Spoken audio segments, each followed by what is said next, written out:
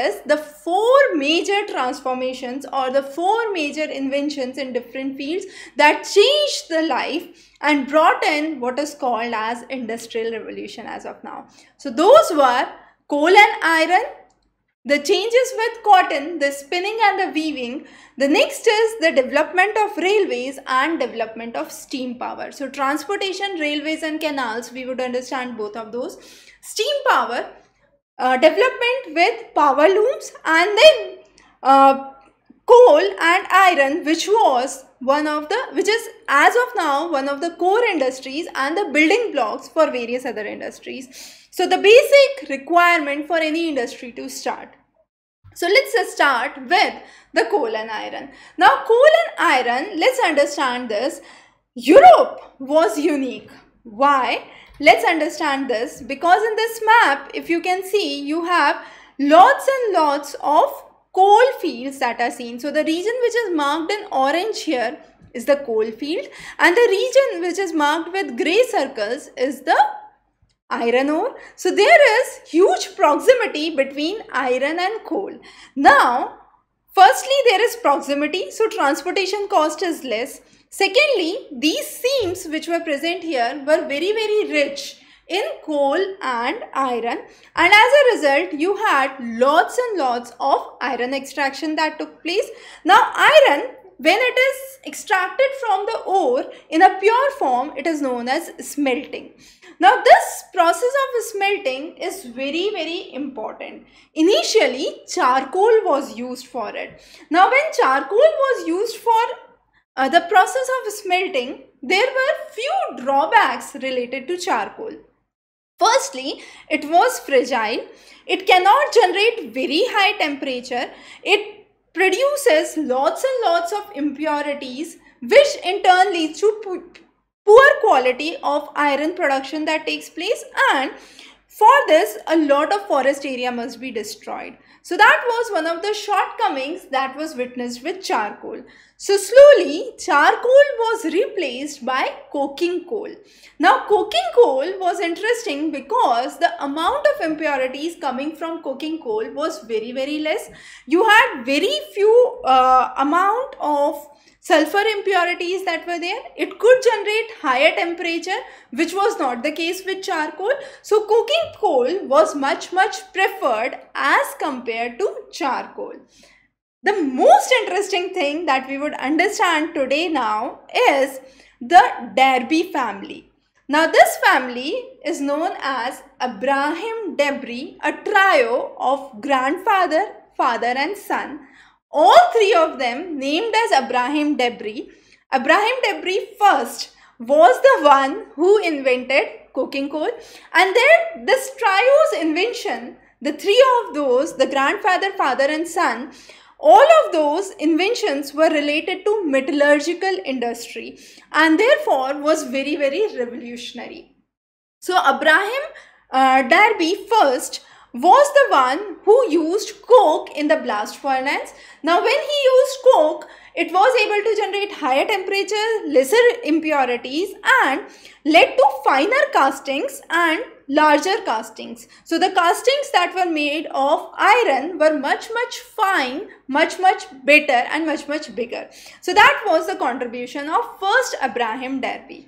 Now the second Abraham Derby focused on wrought iron or pig iron, and he separated wrought iron from pig iron. So wrought iron, he said, was less brittle as compared to pig iron, and there was a kind of development that was made in the types of iron which could be used for different purposes. During this time, there were two important people. One were Henry Cort. Now Henry Cort during this time focused on puddling furnace. Now his puddling furnace and rolling mill, two of his inventions are very important, and in this what he did was steam power was used to roll the purified iron into bars. So the iron was rolled into bars and that was used for construction, and that was one of the major inventions of Henry Cort during this time. Similarly, you had John Wilkinson's. Now Wilkinson's development was also important. Wilkinson made first chairs of iron he used iron for transporting water. So water was transported not through the PVC pipes as of now, but through the iron pipes in the city of Paris. There were iron which was used in distilleries, breweries and many other places. So that was Wilkinson's contribution.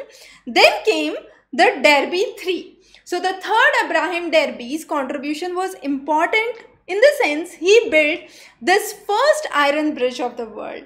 Now his first iron bridge of the world was built on river Severn. Now that is one of the major rivers of England, was one of the major rivers of England during that time, and later on it was known as the Iron Bridge area.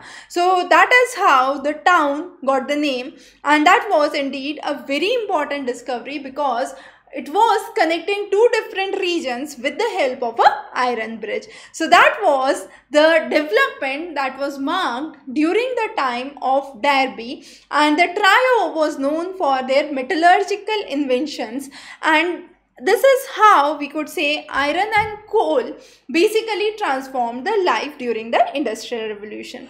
The next important thing about Britain, as we said, was Britain was rich in coal as well as iron, and both of them were in proximity. That means they were present close to one another, and as a result the transportation cost was much low. Iron industry in Britain got its production nearly 4 times from the period of 1800 to 1830. So there was 4 times the previous production that was witnessed in iron and steel. Also, so much production was there that ultimately it became one of the cheapest places in Europe to produce iron and steel, and as a result most of the consumption across Europe for iron and steel started to come from Britain. So there need to be good transport system, and for that you had canals and railways that started to develop. So transportation was another important thing that was developed during that time. Now if we go on to the development within the field of iron and coal, it is interesting to see to produce 1 ton of pig iron you had 8 tons of coal that was required initially back in 1820s, but by 1850s this 8 ton of coal was replaced by merely 2 tons. So there was lesser amount of coal that was required in the process, and slowly and gradually Britain became one of the major smelting centers as well because of the lesser use of coal, better proximity to the coal fields and higher production that was witnessed. Now as you can see in the map, there were canals that were developed. All of these canals were lying closer to the areas of coal and iron. The only aim during that time for building these canals was to transport these heavy bulky material from one side to another. So let's say from coal plant to an iron plant. So that transportation used to take place through canals, or from iron to a place where the production was taking place. But again, if you see in the map, the industrial location were very limited. There were few major centers, like you had Liverpool, Manchester, Newcastle, then you had the region of Birmingham and Glasgow. So those were some of the major centers which were the centers for industrial growth. It was not the whole of the Britain which was part of the Industrial Revolution. Again, very important to note. We'll understand this as we'll proceed further.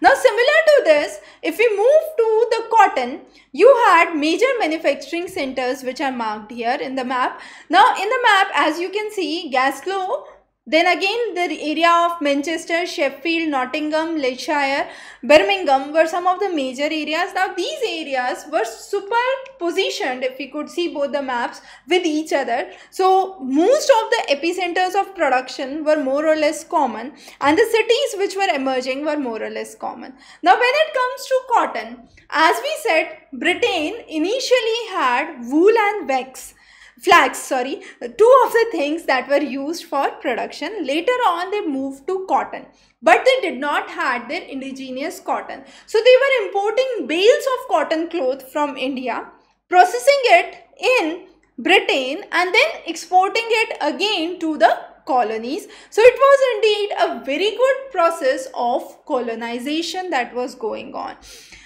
As the East India Company started to gain control over India and parts of India, we saw that there were a significant raw material that was transported from the various regions of India. Now, back in the early 18th century, there was a lot of gap between the weavers and the spinners. So basically, there were 10 spinners, and when 10 spinners were working together, they could process it for one weaver. So the threads were processed for one weaver when there were 10 spinners working for it. So what was happening? There were spinners working day in and day out. On the other hand, weavers sitting idle waiting for the thread to come from the spinners, until the time it does not arrive, they did not find any work. So there was a large disparity that existed. But technology closed this gap. Now, with technology coming up, there was quicker production that was seen with the spinning mill, and when there was quicker production with the spinning mill, weavers were not sitting idle. So that was again an important development. Later on, you had power looms that developed, and slowly and gradually what happened was the cotton, which was one of the things that was produced in the households, was slowly and gradually transferred to the industries. So the people, the household, small scale industries engaged in it were slowly and gradually losing their jobs. Now, what was the development in the cotton industry? Now, cotton industry was indeed remarkable because there was significant development that was seen as a part of British industrialization. The first was the flying shuttle loom. Now, this was developed by John Kay. It helped weaver weave in broader fabrics in less time, and there was consequently more yarn that was generated, and that was one of the major developments. The next was the spinning jenny. Spinning jenny was developed by James Hargreaves. Now this was one of the inventions where rather than thousands of people engaged in spinning or hundreds of people working with spinning, a single person could do a similar amount of tasks that was done by numerous people. So a lot of job shortage or job cut started to take place. The next was water frames by Arkwright. Now Arkwright developed the water frames, which was developing much more stronger threads than before. So the quality of the thread was much strong, it was much more durable, and it was also possible to weave in pure fabrics rather than the combination of linen and cotton that was done so far. The next was development of an interesting machine which was known as mule. It was developed by Samuel Crompton, and it was allowing spinners to have better quality yarn with much more finer material that was seen. And finally, the power loom, which was developed by Edmund Cartwright.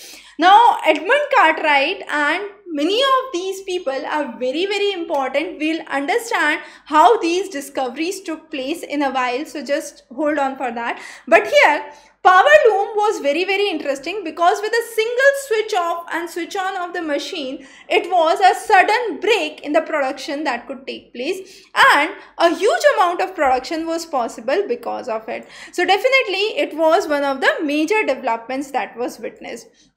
So that was about the cotton. The next we said was steam power. Now steam power was initially used in the mining industries.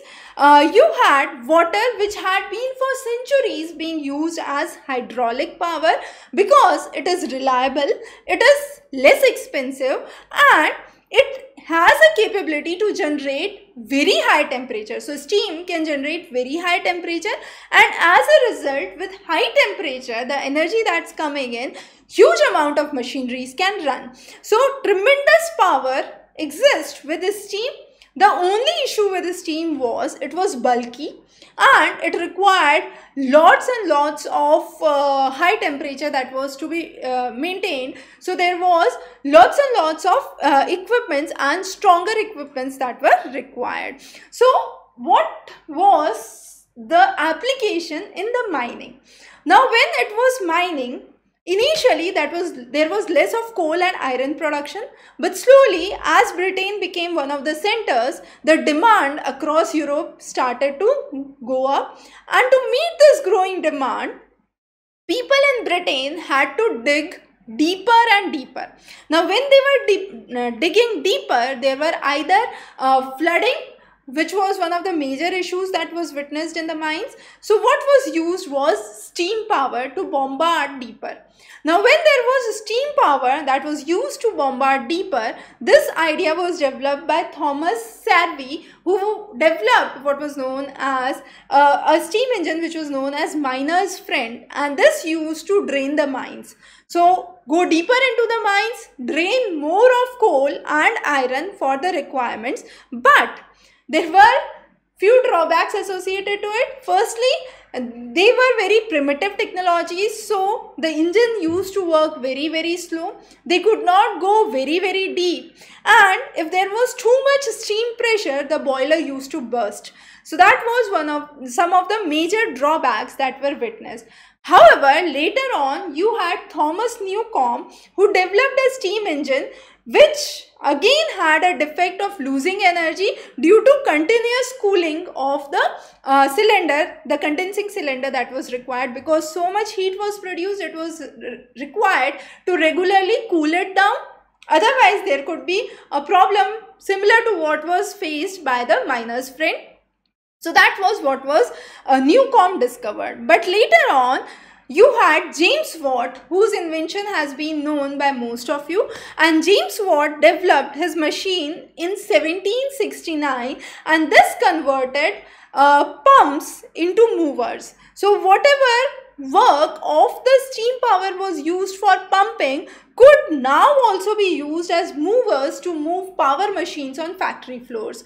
So this was where steam power was actually used in factories. So moving only from the mining industry, steam power was now used in factories as well.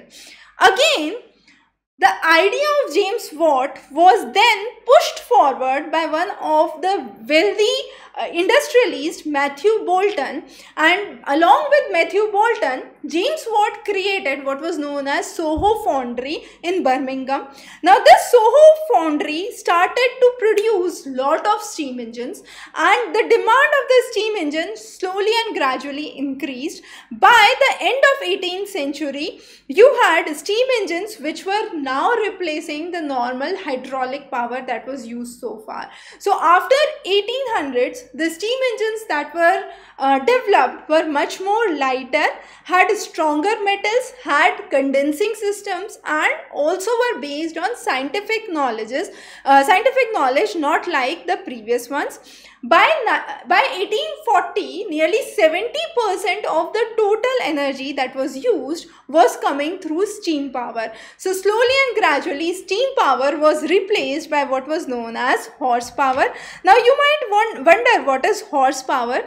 So horsepower during that time was actually the power that was seen by the horse. So there is no wonder why it is called as horsepower. So horsepower was the power of the horse by which a horse could lift nearly 33,000 pounds 1 foot in 1 minute. So that was defined as the horsepower, and this horsepower was one of the major mechanical units or the units of mechanical energy during that time. And as we said, this horsepower was replaced by the steam engines and the steam power. Now coming on to transportation, as we said, two major elements under transportation. One is the canal and other is the railway. Now canals were very important in close proximity. So the first canal that came was the Worsley Canal, and this Worsley Canal was a canal which was developed by James Brindley, and James Brindley developed this canal to carry coal from the coal deposit areas to the city where the production was taking place near Manchester. And with the help of this canal, there was quicker movement of the coal. Coal being bulky, it required lot of manpower, and because of this quicker movement, the cost of coal was cut down to half. So they were able to produce in a cheaper fashion.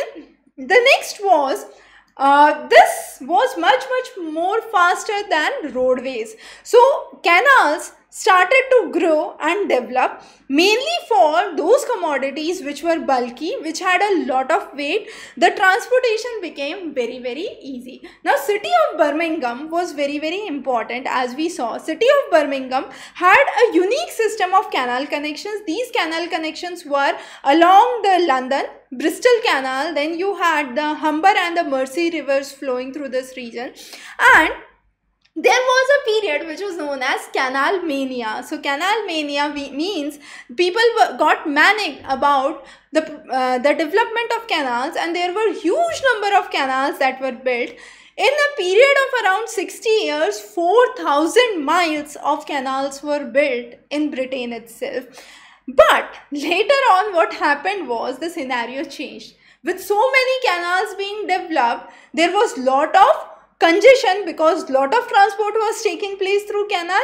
So congestion in the canals started. Also, these canals did not remain functional when there were floods coming in or when there was drought. So there has to be a navigable river in order to function as a canal. If there is no navigable path, the transportation is not possible. So there was an immediate requirement to shift.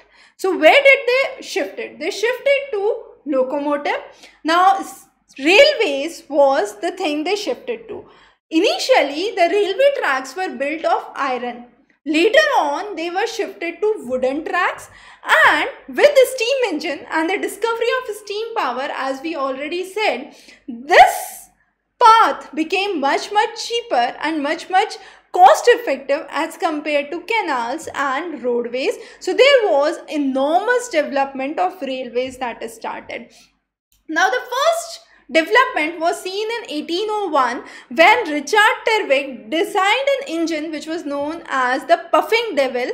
So it pulled the trucks around the mine in the region of Cornwall, and that was what was his initial discoveries. Later on, one of the railway engineers, George Stephenson, constructed the first locomotive which was known as Butler, and that was having that was having an ability to pull a weight of nearly 30 tons at a speed at a hill slope of 4 miles per hour. So that was how this development started. Now later on, similar to the canal mania that we saw, you had railway mania that developed, and slowly and gradually more than 9,500 miles of railway network was seen across Britain, and most of the England by 1850 was connected with railways. But this development did not stop in England itself or in Britain itself. Wherever Britain had the colonies across the globe, development of railways started. So the first railway line that was established in 1825 was between Stockton and Darlington, and later on you had railway lines which were connecting major centers of production, which were Liverpool, Manchester, and there were speed that was significantly increasing. The first railway line between Stockton and Darlington had a speed of only 24 km per hour. Later on, you had a speed up to 50 km per hour.